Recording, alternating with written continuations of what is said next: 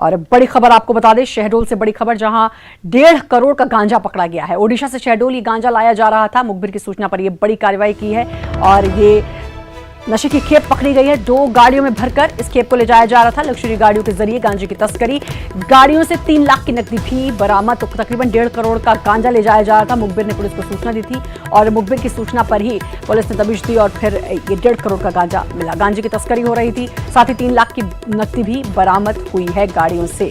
2 गाड़ियों में भरकर इस गांजे को ले जाया जा रहा था।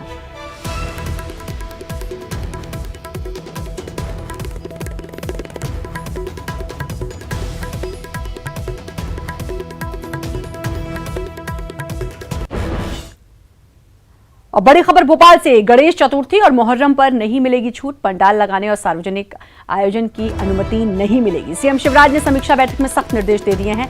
गणेश उत्सव, मुहर्रम में किसी तरह की सार्वजनिक आयोजन ना हो। बड़ी मूर्तियों और ताजिए के निर्माण पर भी तत्काल पाबंदी लगाई जाए। धार्मिक कार्यक्रम घरों में ही हो, यह सुनिश्चित करें। ये मुख्यमंत्री ने साफ तौर पर आदेश दे दिए हैं। कोरोना काल चल रहा है और वैसे ही रोजाना केस बढ़ते जा रहे हैं। इसी को देखते हुए अब मुख्यमंत्री ने साफ तौर पर कह दिया है, चाहे गणेश चतुर्थी हो चाहे मुहर्रम, किसी तरह की छूट नहीं मिलेगी। कोई पंडाल नहीं लगेगा। घर पर करें जितने भी धार्मिक आयोजन करने हैं और भगवान गणेश की बड़ी मूर्तियां जो हैं और ताजिए के निर्माण पर भी तत्काल पाबंदी लगाई जाए।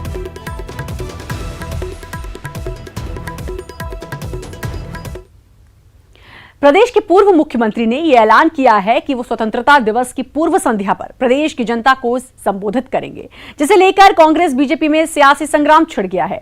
बीजेपी नेता हितेश वाजपेयी ने निशाना साधते हुए कहा कि 14 अगस्त को पाकिस्तान का स्वतंत्रता दिवस है। जी, आप 14 अगस्त को क्यों संबोधित करना चाहते हैं मध्य प्रदेश की जनता को? उस दिन तो पाकिस्तान का स्वतंत्रता दिवस है। शायद आप लोगों को यह याद दिलाना चाहते हैं कि 1947 में यदि कांग्रेस नहीं होती तो पाकिस्तान नहीं होता। ये कांग्रेस के नेता नेहरू जी की शायद एक गलती थी, जिसकी वजह से पाकिस्तान का जन्म हुआ। और गांधी जी भी तैयार नहीं थे। उन्होंने तो कहा था मेरी लाश पर देश का विभाजन होगा। तो पाकिस्तान के 14 अगस्त को मनाने के लिए अब कमलनाथ है मैदान पर। प्रदेश के पूर्व मुख्यमंत्री स्वतंत्रता दिवस 15 अगस्त की पूर्व संध्या पर प्रदेशवासियों को संबोधित करने जा रहे हैं, जिसका नाम है जन संबोधन। लेकिन बड़ा ही हास्यास्पद और बड़ा ही आश्चर्यजनक लग रहा है कि भाजपा इस पर भी सवाल उठा रही। वो कह रही कि 14 अगस्त तो पाकिस्तान का स्वतंत्रता दिवस है। इनकी बुद्धि पर, इनकी नादानी पर तरस आ रहा है। मुद्दा विहीन भाजपा है, मुद्दे नहीं है।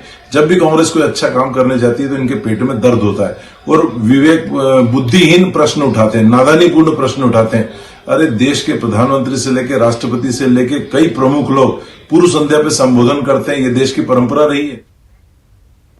नरोत्तम मिश्रा ने आज कांग्रेस के उस ट्वीट पर चुटकी ली जिसमें 15 अगस्त को कमलनाथ के झंडा फहराने की बात कही गई थी।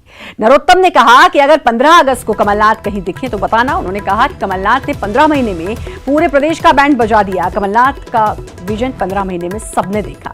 कमलनाथ का विजन था युवा ढोल चराएगा, युवा बैंड बजाएगा। साथ ही दिग्विजय सिंह पर भी उन्होंने निशाना साधा। इशारों में दिग्विजय सिंह को बाबर समर्थक बताया। नरोत्तम ने कहा कि मंदिर शिलान्यास के दिन सबसे ज्यादा पीड़ा या तो खुद बाबर को या फिर समर्थकों या बाबर समर्थकों को होगी। दिग्विजय सिंह ने आज फिर राम के नाम का उपयोग किया। नरोत्तम ने कहा कि मैं तो इसे उपयोग नहीं बल्कि दुरुपयोग कहूंगा।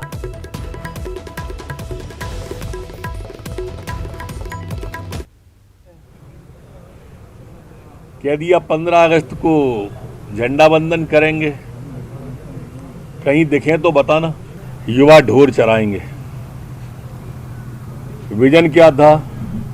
युवा बैंड बजाएंगे। 15 महीने में पूरे प्रदेश का बैंड बजा दिया। पूरे मध्य प्रदेश के स्वास्थ्य सेवाओं का पैसा छिंदवाड़ा पहुंचा दिया। जन्मभूमि का शिलान्यास हो रहा था, उस समय सर्वाधिक पीड़ा या तो बाबर के मन में हुई होगी या उसके समर्थकों के मन में हुई होगी। पूर्व केंद्रीय मंत्री और भाजपा के राज्यसभा सांसद ज्योतिरादित्य सिंधिया 17 अगस्त को इंदौर उज्जैन के दौरे पर रहेंगे। मध्य प्रदेश में 27 सीटों पर होने वाले उपचुनाव को देखते हुए सिंधिया का यह दौरा महत्वपूर्ण माना जा रहा है। अपने प्रवास के दौरान इंदौर और उज्जैन में वे कई भाजपा नेताओं से उनके घर जाकर मुलाकात करेंगे। इनमें सुमित्रा महाजन और कैलाश विजयवर्गीय भी शामिल हैं।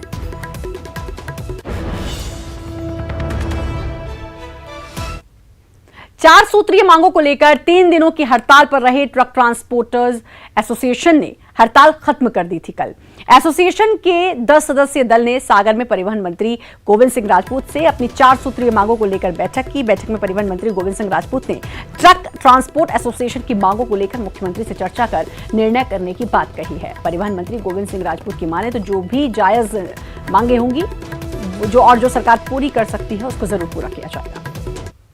वालों से बात हुई है और जो उन्होंने अपनी मांग रखी है, हमने कहा है कि जो मांगे आपकी जिनाइन होंगी, जो भी मांग ऐसी है कि जो हम सरकार कर सकती है, उसकी हम माननीय मुख्यमंत्री जी से चर्चा करेंगे, अपने वरिष्ठ अधिकारियों के साथ चर्चा करेंगे और जो भी ट्रक वालों के हित में होगा वो हम निर्णय करेंगे। मंत्री जी मुख्यमंत्री साहब से चर्चा करने के बाद ही जो है कुछ डिसाइड करेंगे।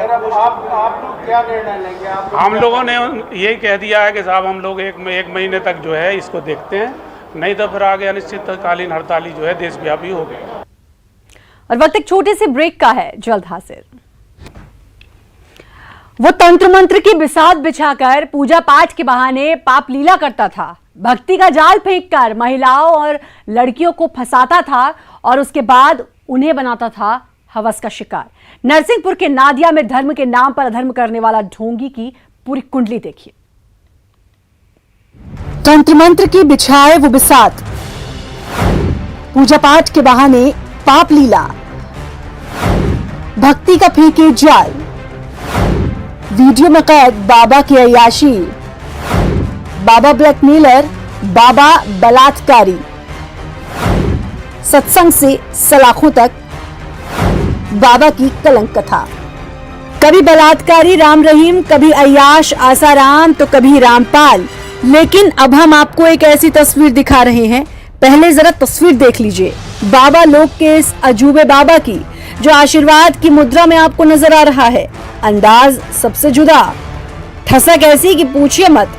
तिलकधारी बाबा, बलात्कारी बाबा, जिस बाबा ने लोगों पर अपनी अंधभक्ति का जादू चलाया। नरसिंहपुर के नांदिया का है ये धर्मेंद्र दुबे उर्फ धर्मदेव महाराज। इस धर्मदेव महाराज की अब अधर्म और अय्याशी की कुंडली भी खंगाल लेते हैं, जिसकी फेहरिस्त बहुत लंबी है। जो धर्म के नाम पर इसी साकेत धाम में करता था अधर्म, अब जरा उस कमरे में आपको लिए चलते हैं जहां ये पाखंडी अपनी पाप लीला का काला अध्याय रचता था। लोगों की माने तो इसी कमरे में ये बाबा लड़कियों को अपने जाल में फंसाकर उनके साथ अय्याशी करता था।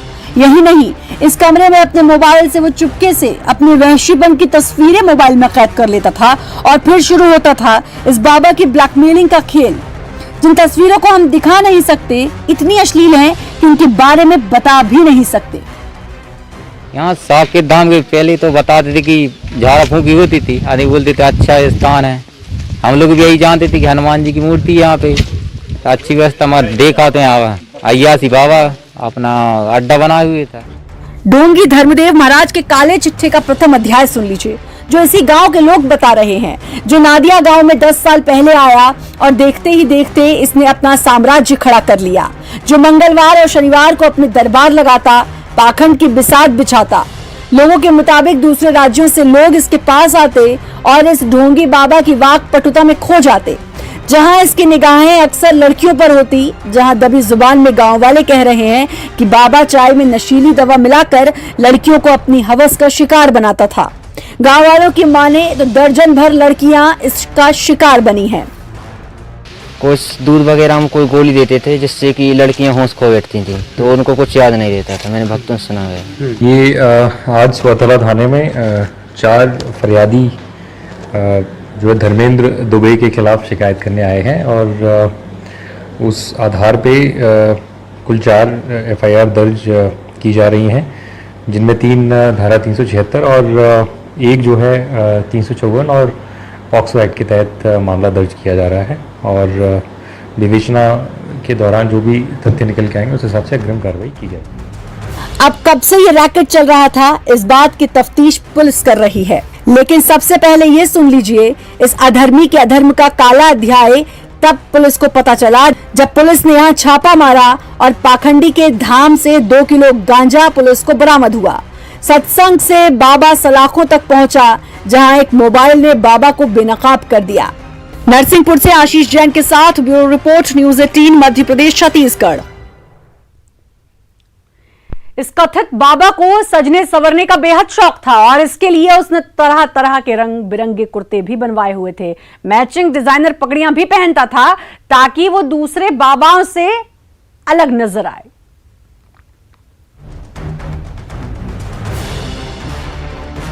इस बाबा को सजने संवरने का बेहद शौक है।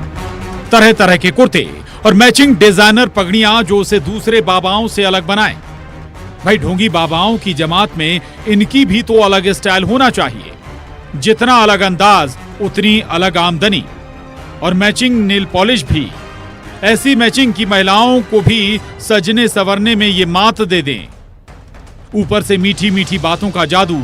प्रवचन का ये उस्ताद नरसिंहपुर के नांदिया का बाबा बलात्कारी ढोंगी धर्मेंद्र दुबे उर्फ धर्मदेव महाराज, जिसके सामने शीश नवाने कई राज्यों से लोग आते हैं, जहां मनोकामना पूरी करने का रेट फिक्स होता है।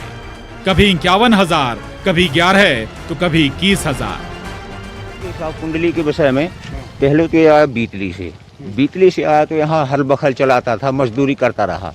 फिर लोगों ने सोचा कि ये पंडित आदमी, लोगों से पूछ करके गांव वालों ने बोल दिया कि ये थोड़ी सी जगह आप तो यहाँ मकान बनवा दिया। मकान बनवा करके इसने ये मंदिर बनवाया और मंदिर बनवा करके आदमियों के लिए, बच्चियों के लिए बहुत ज्यादा ब्लैकमेल किया।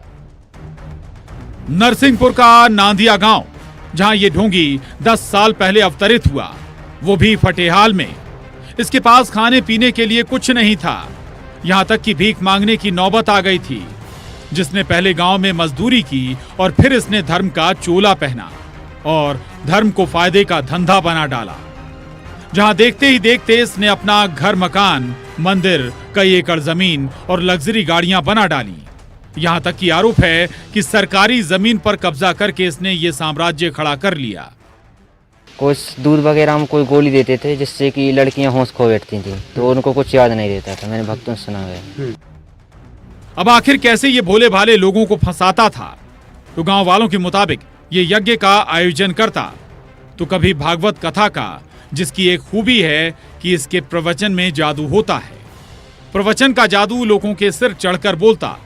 अक्सर नए नवेले शादीशुदा जोड़े यहाँ आते, भी औलादों को उनकी सूनी गोद भरने का ये भ्रम दिखाता। ताबीज, तंत्र मंत्र और वशीकरण इसका हथियार थे। महिलाएं और खासकर लड़कियां इस ढोंगी के दरबार में अर्जी देती थीं, जहां कभी चाय में तो कभी दूध में ये नशीली दवाइयां मिलाकर उन्हें देता और फिर खेलता अय्याशी का खेल। ये संगीन इल्जाम गांव वाले लगा रहे हैं। दिन रात धर्म का प्रवचन, कीर्तन भजन और बाबा प्रवचन के बहाने करता पाप लीला। अब जरा एक और चौंकाने वाला खुलासा सुन लीजिए।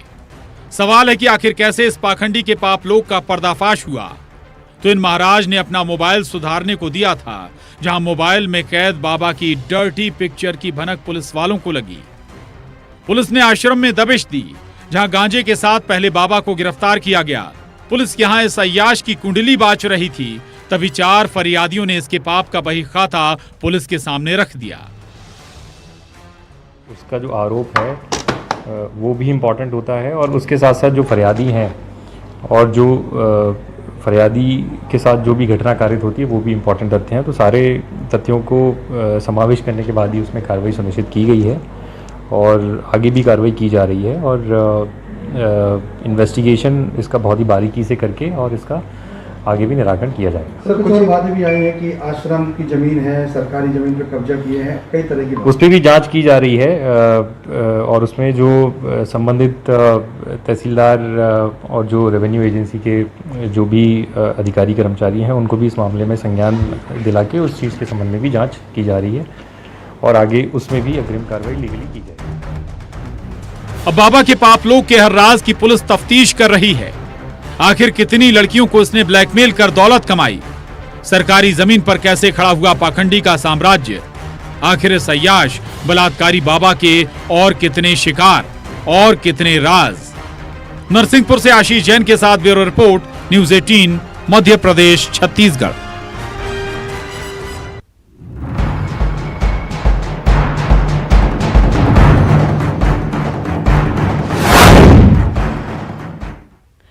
और इसी के साथ फिलहाल इस बुलेटिन में इतना ही। नमस्कार।